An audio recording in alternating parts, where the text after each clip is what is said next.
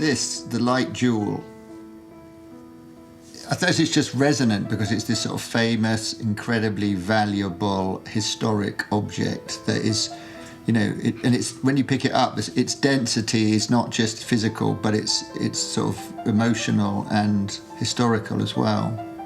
And just the sheer number of man hours in something like this. And I think we all have a physical sense of that when we see things in a museum. And I think the Waddesdon bequest is probably particularly full of them, of these objects that are imbued with enormous amounts of time and care, and that radiates out of them.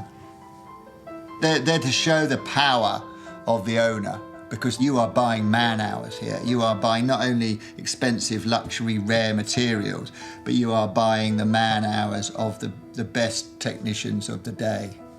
For me, as a maker looking at it, you know, it's not only incredibly bedazzling, but it's also mind-bogglingly precise in an age before all the high-tech wonders of our age.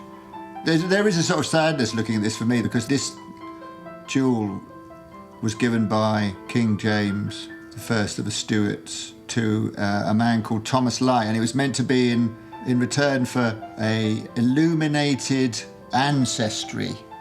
There was a sort of political angle to this, because James perhaps felt insecure in his sort of taking up the throne, and he needed that kind of imprimatur of, yes, I descend from the very beginning of our nation.